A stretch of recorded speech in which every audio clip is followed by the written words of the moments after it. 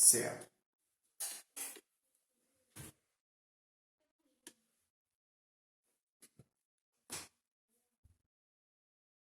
Uhum. Muito obrigado, obrigado, Tânia. Opa, chegou uma joia aí. Quem chegou aí? Bom, legal. Gente, boa tarde. Comecinho de noite, já finalzinho de tarde aqui em Poços de Caldas, né? Sejam todos muito bem-vindos para esse nosso bate-papo sobre a inteligência emocional para a produtividade. É isso que a Tânia comentou, é muito pertinente porque quando a gente entende o que é inteligência emocional, sua finalidade e como aplicá-la, o resultado é sim um ganho de produtividade, né, na vida prática, mas principalmente uma vida mais satisfatória, podemos dizer até que uma vida mais perto da realização plena, tá bom? Meu nome é Simon Rio, eu sou graduado em filosofia, me especializei em comunicação interpessoal pela Universidade de Viçosa e depois de um tempo eu acabei me interessando aí por outras, vamos chamar assim, técnicas de condução de desenvolvimento humano, como o coaching, por exemplo, né?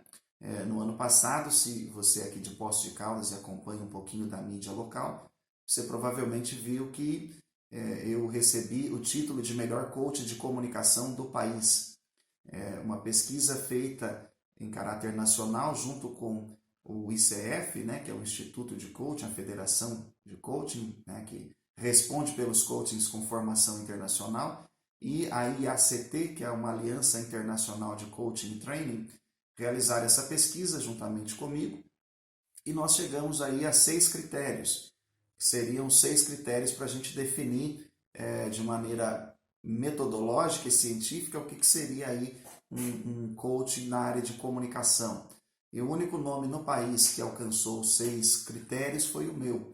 Os critérios eram a formação com reconhecimento internacional, tempo de atuação no mercado, produção intelectual no tema, né, no nicho de atuação, metodologia e horas de atendimento pagas, porque no mercado do coaching tem disso, né? Às vezes a pessoa faz uma formação, mas aí ela volta e continua trabalhando no RH da empresa, né? Ela não atende como coach. E também o último critério é a eficácia do método. Então, o ano passado foi um ano muito interessante para mim porque eu consegui esse título de melhor coach de comunicação do país. É claro que existem outros nichos, vamos chamar assim, de coaching. Então, a gente tem outros grandes nomes no país, que é o coaching de alta performance, coaching de produtividade, por aí vai. Mas a matriz do coaching aplicada à comunicação, hoje eu posso dizer que eu sou um dos representantes aí em caráter nacional. No meu site, que é o meu nome, né, simonhill.com.br, você tem lá toda a minha trajetória, tanto de formação acadêmica, como também os livros que eu já publiquei. Você pode também ter acesso lá, inclusive às palestras que eu tenho ministrado aí desde 2008 para cá. A maior parte delas já está também no meu canal do YouTube. Mas pelo meu site, que é o meu nome, Simon Hill, só clicar lá que você já vai ter acesso às redes sociais, tá bom? Hoje vamos falar sobre inteligência emocional para a produtividade. Sempre que a gente vai falar desse tema, a gente tem que começar dando crédito a quem de direito, né? É o dono desse tema, que é o Daniel Goleman, né? Daniel Goleman conseguiu, de maneira muito interessante, combinar duas inteligências que o Howard Gardner tinha nomeado aí na década de 80, que era a inteligência intra e interpessoal, e Goleman na década de 90 combinou essas duas para fazer o que ele chamou de inteligência emocional. Se você não sabia, Howard Gardner é o criador da teoria das inteligências múltiplas. Segundo ele, uma pessoa ela tem habilidades específicas, né? E às vezes a gente tem aquela ideia de que o sujeito ele é muito inteligente porque ele vai bem nas matérias principais. Mas isso já é um conceito ultrapassado, né? Se a gente pegar a teoria das inteligências múltiplas, a gente vai descobrir que existe sim uma inteligência matemática, uma inteligência linguística, uma inteligência espacial, musical, artística, enfim. intra e interpessoal, enfim, são vários tipos de inteligência. E aí, alguns anos depois, o Goleman, como estudioso e com a projeção internacional que ele tinha, resolveu combinar duas inteligências, a inter e intrapessoal, para poder chegar então a esse nome que ele acho que chamou muito bem, né? Inteligência emocional. O mais interessante é que se a gente quer falar de inteligência emocional, a gente tem que começar definindo primeiramente o que são esses dois termos, né? O que essas duas palavras elas significam para nós. A ideia de emoção, ela é uma ideia que confunde muito a cabeça das pessoas. Por exemplo, imagine que você está aqui assistindo essa live e aí de repente batem no seu portão. E aí, Edivânia, você sai lá fora e descobre que é um ET. Pensa só, Aline, um ET chegou e bateu no seu portão. E aí ele diz assim, olha, eu estou andando aí pelo bairro já faz mais ou menos um dia e eu estou escutando as pessoas falar uma coisa, as pessoas estão falando uma palavra que eu não sei o que significa, a palavra emoção. Como é que você explicaria para um ET o que é uma emoção? É claro, Luciana, que falando dessa forma parece muito absurda a pergunta, né? Para que um ET ia querer saber o que é uma emoção? Mas isso nos coloca diante do desafio de explicar o que é uma emoção. Muitas pessoas chamam, né, ou entendem emoção por sentimentos, aquilo que a gente sente e que a gente muitas vezes deixa aflorar. Aí você se pergunta assim, tá, mas isso aí é sentimento, isso não é emoção. Então, se você está tomando nota, eu vou pedir para você registrar aí a ideia de emoção. O que a palavra emoção, GG, significa para nós? A palavra emoção, ela vem de ex movere, que significa um movimento para fora. Emoção não é aquilo que você sente, emoção não é aquilo que você nota ou controla. Emoção é uma reação instintiva do seu corpo. É uma reação automática do seu corpo. É claro, né? Se a gente dizer assim, parece muito frio, muito seco. Então, vou dar alguns exemplos para você, tá? Imagine, por exemplo, que sábado, depois de amanhã, você vai pegar uma deliciosa feijoada, tá certo? E aí você vai comer bastante feijoada e aí automaticamente seu corpo vai ter uma reação, vai pesar. Você automaticamente vai se dirigir aí para o seu quarto para tirar aquele famoso cochilo de depois do almoço. Mas na hora que você acorda, você sente um certo calor, aquela queimação. Aí você fala assim, Simon, queimação é um sintoma. Mas é um sintoma vindo de uma emoção. Então, olha que interessante, uma emoção é uma reação automática do seu corpo. É uma coisa que você não pensa para fazer. E ela se manifesta através de um estímulo fisiológico. Anota isso, por favor, Simone. Simone Cassaro, anote isso. Anote, Renata. Anota aí, Elisena, por favor. Uma emoção é uma reação automática do corpo. E ela se manifesta através de um estímulo fisiológico. É uma coisa que você sente, né? Então, olha que interessante. Se uma emoção é uma reação instintiva do seu corpo e ela dá sinais, ela aparece, por exemplo, no seu corpo assim de maneira fisiológica, a gente já começou a entender o que é uma emoção. Ela não é um sentimento, ela não tem nada a ver com gostar ou não gostar, ela é simplesmente, Tânia, uma reação. Uma reação que o corpo identifica e que o corpo revela. Tá dando um eco para mim. Será que tem alguém com o microfone aberto? Aí, legal. Tá acompanhando, Aline? É uma emoção que o corpo sente, né? Obviamente, assim, ele vai te dar alguns sinais fisiológicos e ele vai revelar isso para você também através de estímulos não verbais. Vamos pegar o mesmo exemplo da feijoada, né? Feijoada pesou. Você vai fazer uma careta. Isso é um estímulo não verbal.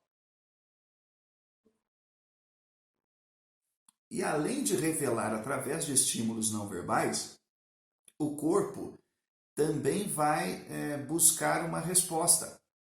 Ou seja, vai haver aí um movimento cognitivo. Está acompanhando, Alzira?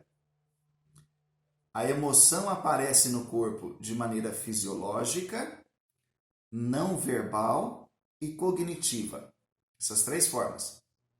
Na cognição, Rose, o que a gente faz? A gente busca dar um nome. A gente tenta explicar aquela coisa. Então, quantas vezes você estava diante aí de uma apresentação, de um evento importante na escola, que iam ter ali pais, convidados, familiares de alunos, e você foi convidada para falar lá na frente e de repente você percebeu que a mão começou a suar. Automaticamente você buscou uma resposta. Você disse assim, eu estou nervosa. Na verdade, a emoção apareceu aqui na palma da mão. Você conhece pessoas, Elsen, que têm fibromialgia? Quem conhece alguém que tem fibromialgia, faz assim, ó. Dá um sinal aí para mim. Conhece? Provavelmente essa pessoa em algum momento, né, percebeu aí uma emoção, talvez uma ansiedade, um transtorno de ansiedade, ou talvez qualquer outro tipo de fobia. E aí a pessoa começou a ter sinais no corpo. Explicação clara do que é uma emoção, brotando, aparecendo, dando sinais no corpo. Tá bom? Uma vez que a gente entende, GG, que uma emoção é uma reação automática, fica mais fácil da gente compreender o que o Goleman chamou de sequestro emocional. O que é o sequestro emocional, né? Pensa que o microfone, ele representa o seu cérebro, tá? E aí, bem no meio do seu cérebro, entre os dois ouvidos, tem uma glândulazinha mais ou menos do tamanho de um feijão, que o Goleman chamou de amígdala cerebral. Essa glândulazinha é uma espécie de depósito das suas emoções.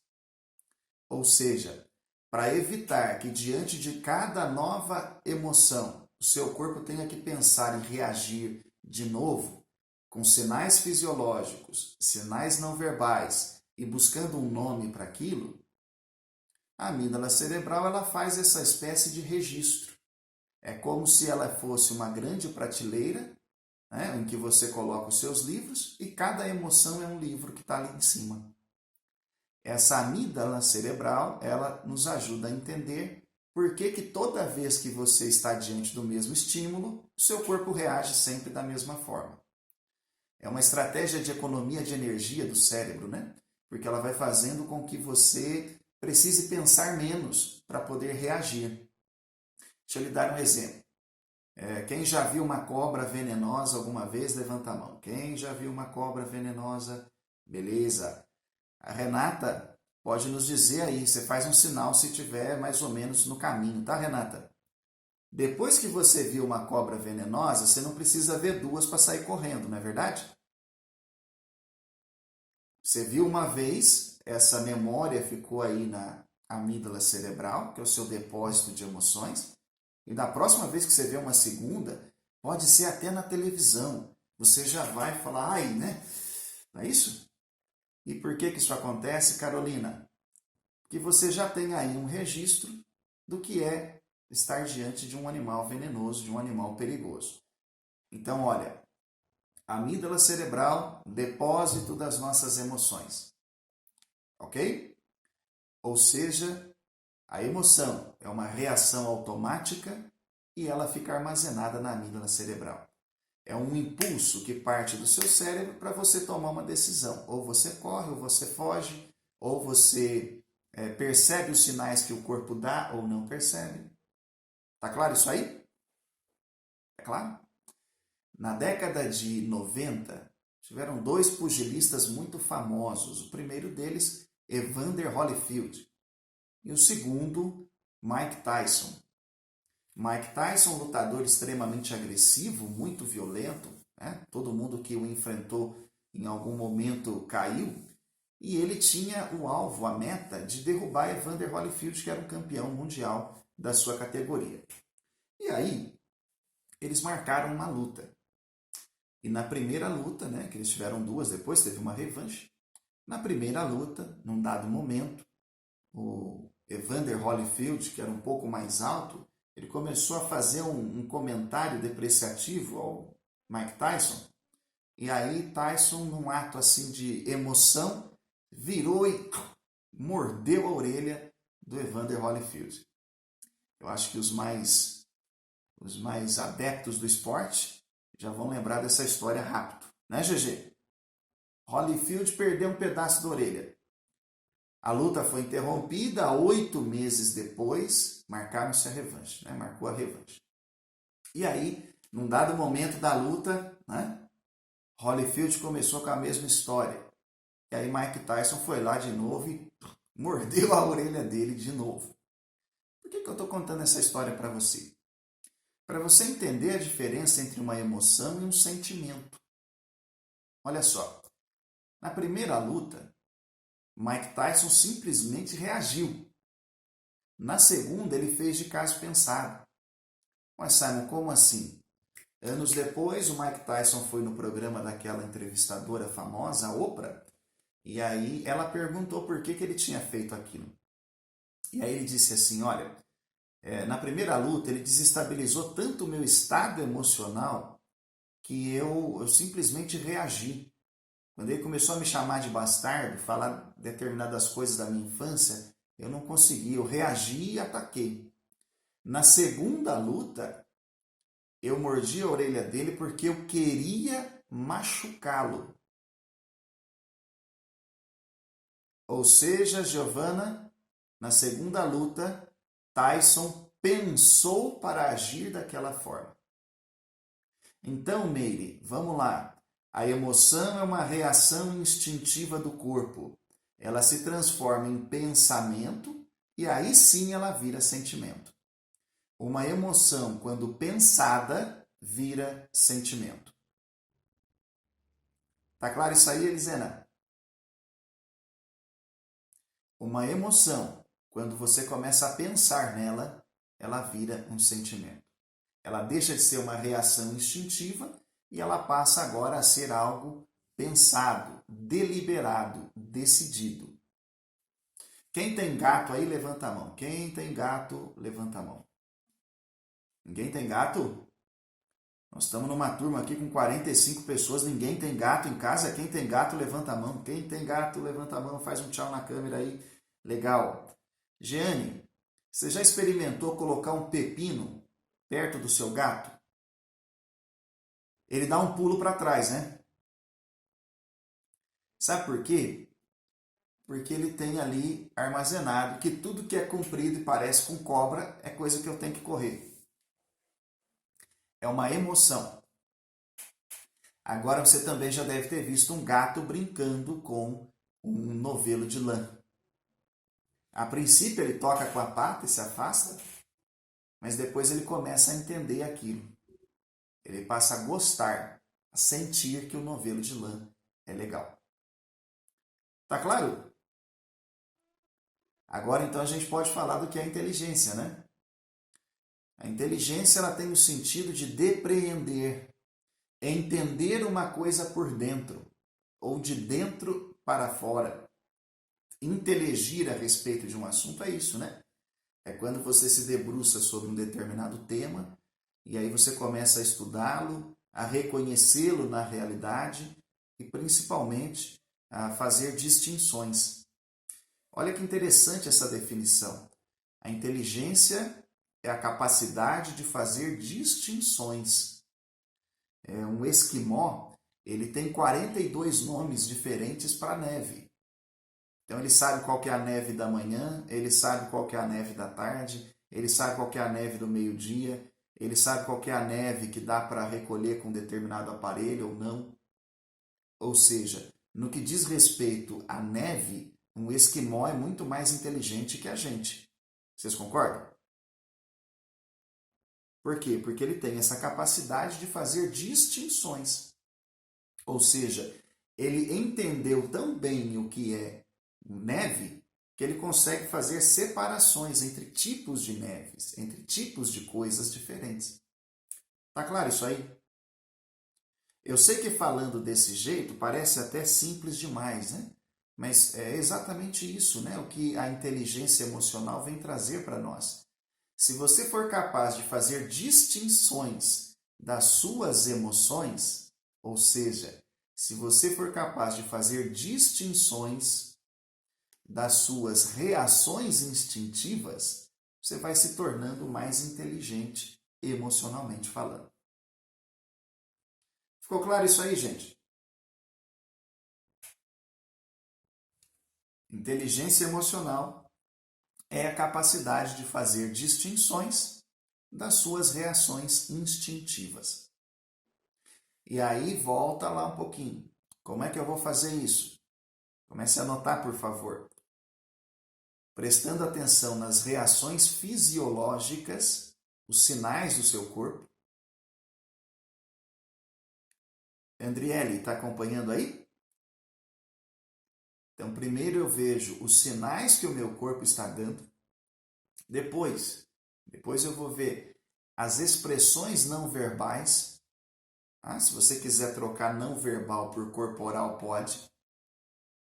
Expressões corporais. E aí eu vou, é claro, também nas expressões cognitivas, né? A busca por um nome. Interessante essa questão da fisiologia, né? Eu dei o exemplo da sudorese, né? Do suor na palma da mão, mas também pode ser aquela dor nas costas que você não sabe de onde veio. Oi, tudo bem? Quem está falando?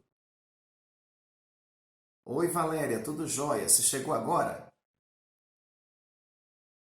Então tá bom. Então eu vou dar sequência, daqui a pouquinho eu abro para perguntas, tá bom? Legal? Legal.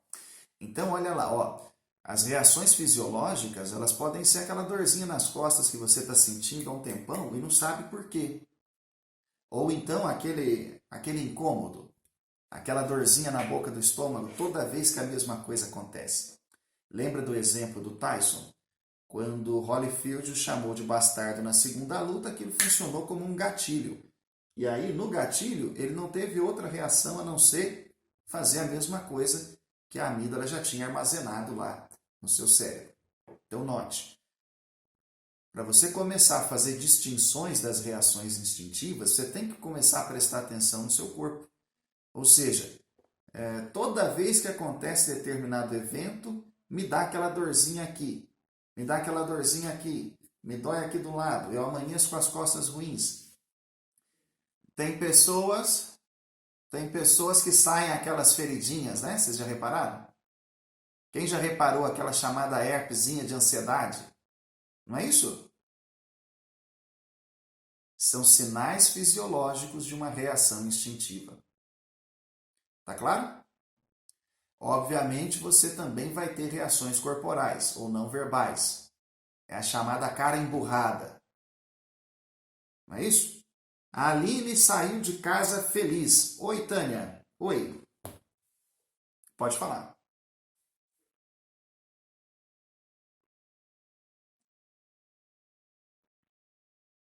Tá bom, tá bom. Mas a parte de explanação tá quase aqui já. Tá bom, fica tranquila. Tá bom, tá bom. Tá bom, legal. Aí, galera, todo mundo entendeu, né? Caso a conexão caia nessa reunião, já vai ter outro link lá, vocês podem acessar que a gente continua. E aí, vamos lá então, ó. Aquela chamada cara emburrada, né? Eu estava dando o exemplo da Aline. A Aline saiu bem de casa. Aí, de repente, o carro fecha ela no trânsito, ela toma aquele susto, automaticamente chega na escola com a cara fechada. Ou seja, uma reação instintiva, um sinal não verbal. Aí perguntam para ela, mas o que foi, Aline? Nada, não foi nada. Por quê? Porque ela decidiu não pensar mais naquele problema. Tá claro isso aí? E aí agora vem aquele chamado mal-estar, Valéria, que de tempos em tempos a gente sente. E aí os mais antigos tinham um nome para isso, né? Falava assim, ai, a fulana tá com uma ojeriza hoje, né? Fulana tá com a zika. Vocês conhecem essa expressão? Aquilo que as nossas avós não sabiam o nome, elas diziam assim, ih, fulano hoje tá com giriza, tá com giriza. O que é isso? É a busca cognitiva para entender ou dar um nome a uma reação. Se você já teve alguma oportunidade, né, em que você teve que ir até um terapeuta, ir a um psicólogo, e aí você começou a falar dos seus problemas, aquilo que parecia intransponível, de repente, Juliana, o sujeito dá o nome para você. Ah, isso que você está sentindo é angústia. Isso que você está sentindo é uma tristeza profunda. Isso que você está sentindo é pânico, é ansiedade. Parece que você sai da sessão mais tranquilo. Por quê? Porque ele te ajudou a reconhecer, a dar um nome àquela emoção, àquela reação e a cadeia de consequências, né, que ela traz. Tá claro isso aí, gente? Se todo mundo entendeu, acompanhou, faz um joinha aí para mim, porque agora a gente vai começar a falar da produtividade, tá bom? Então lembra, ó, Valéria, para você que chegou um pouquinho atrasada. Uma emoção é uma reação instintiva do nosso corpo. A inteligência é a capacidade de inteligir, depreender um assunto de dentro para fora. É a capacidade de fazer distinções a respeito de um assunto. Inteligência emocional é a capacidade de fazer distinções entre as reações instintivas que o seu corpo tem. Como é que você faz isso? Prestando atenção aos sinais fisiológicos, as reações corporais mesmo, as reações não verbais, os sinais que o corpo dá, e aquela busca por um nome. Eu quero saber o que é. Eu estou me sentindo estranho, não sei o que é. Enquanto você não encontrar o nome, você não sossega. Tudo isso, ou essas três coisas, são formas de você fazer distinções das suas reações. Uma emoção só vira um sentimento depois que a gente começa a pensar nela. Ok? Tranquilo? E qual que é o impacto que isso tem na produtividade de um profissional? Vamos falar um pouquinho de produtividade. A produtividade é essa capacidade de entregar resultados. Então anote, por favor, essa definição, Camila. Uma pessoa produtiva é aquela pessoa que entrega os resultados. Vamos dar um passo atrás e definir o que é uma pessoa competente, né? Uma pessoa competente é aquela que faz o que lhe compete. Todos nós, quando entramos numa atividade, independente se de maneira presencial ou online, se você está trabalhando em casa ou trabalhando na escola, lhe foi entregue uma tarefa. Ao executar essa tarefa, você visa atingir um resultado. Vamos sair um pouco do ambiente de trabalho e vamos para o ambiente familiar, né? Eu acho que algo que é comum a todos nós é a necessidade de se alimentar. Todos nós precisamos, de alguma forma, produzir, né, o nosso alimento, preparar o nosso alimento.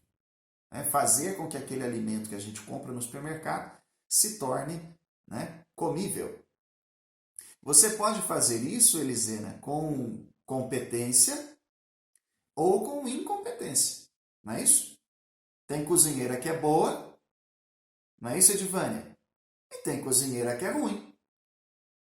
Então, toda tarefa exige de nós um certo nível de competência. Para quê? Para que a gente possa atingir o resultado. Quando você trabalha de maneira competente e atinge resultados, você pode dizer que você foi produtivo. E a produtividade, Eslen, ela tem alguns caminhos também. Anote, por favor. Primeiro caminho, Andriele, é o método.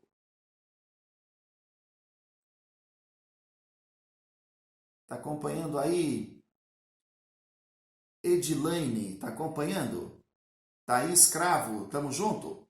Olha lá.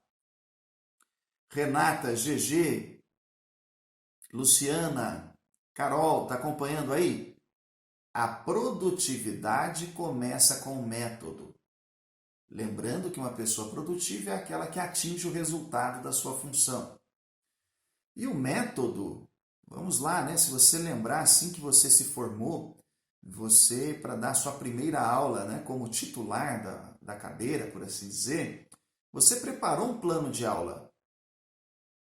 Não é assim, Giovana? Você preparou lá o seu plano de aula, você criou ali uma sequência lógica para você poder abordar aquilo. Aquilo ali é o seu método, né? Toda vez que você cria um plano de aula visando atingir um resultado, aquilo ali já é um método. Por que que muitos colegas professores enfrentaram desafios nessa época agora de isolamento social? Ou de distanciamento, né? Se é que a gente pode chamar assim. Porque eles foram forçados a mudar os seus métodos. Quantos colegas vocês conhecem que dão a mesma aula há 20 anos e não muda uma vírgula? Entende o desafio?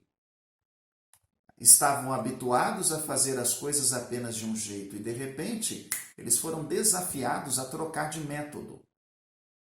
Então, a maneira como o indivíduo trabalha, aí, vamos lá.